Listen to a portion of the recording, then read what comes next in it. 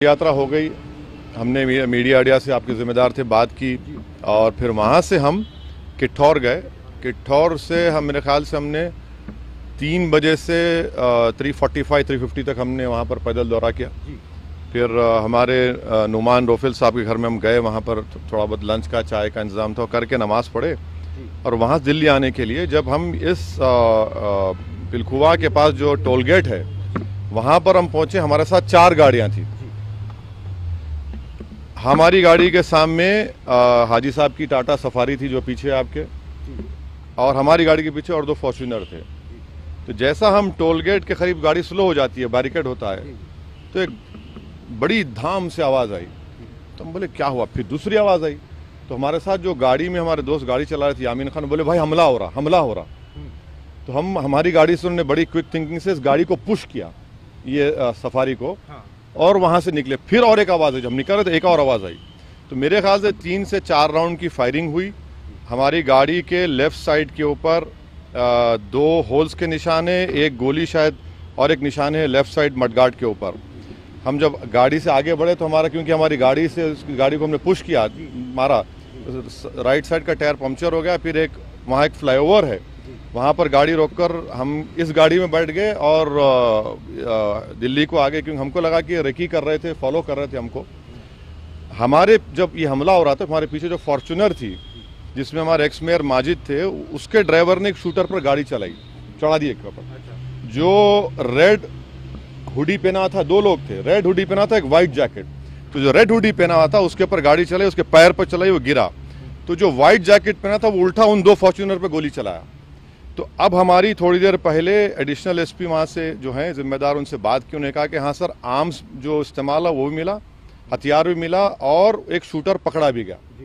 तो हमारी election commission of India से ये गुजारिश है कि इसकी इंडिपेंडेंट जांच करवाई जाए, और ये कौन है लोग, किसका दिमाग है इसके पीछे, और आखिर क्यों ये हमला हुआ, किसने ये कॉन्स्पिरेसी की, ये जानना बेहद ज़रूरी है। सुनिए, और हम स्टेट गवर्नमेंट और मोदी गवर्नमेंट दोनों से ये कह रहे हैं कि ये इनकी जिम्मेदारी है कि वो इंडिपेंडेंट जांच करवाएं, और इसके पीछे दिमाग किसका है। आखिर ऐसे कैसे हो सकता है कि टोल गेट के ऊपर ये लोग 4-4 राउंड फायरिंग एक सिटिंग एमपी के ऊपर करते हैं। हम तो अल्हम्दुलिल्लाह कुछ नहीं हुआ, हमको खैरियत से हैं, मगर अल्लाह बचाना जब चाहता है तो कोई कुछ नहीं कर सकता। मगर आज ये हुआ है, अभी देखिए हम तो क्या उम्मीद करते हैं कि आपको क्या लगता है कौन हो सकते हैं आखिर? नहीं, मुझे देखिए हमको कई बार लोग धमकी देते हैं, कई बार बहुत सी बातें करते हैं। प्रयागराज में जो धर्म संसद हुआ वहाँ पर भी हम पर काफ़ी गालियाँ दी गई, और फिर हमारे घर पर अभी हम कई मरतबा हमला हुआ। तो अब ये सरकार का काम है कि इंडिपेंडेंट जांच करवाएं और इसका सही तरीके इनको पकड़ा जाए। पार्लियामेंट अभी चल रहा है, पार्लियामेंट में भी ये क्वेश्चन उठाना चाहेंगे आप, बात करना चाहेंगे? ज़रूर, पार्लियामेंट है, स्पीकर साहब से मिलेंगे, स्पीकर साहब से बात करेंगे। हम इलेक्शन कमीशन को भी लेटर लिख रहे हैं, और सरकार जो स्टेट गवर्नमेंट और सेंट्रल गवर्नमेंट से भी करेंगे।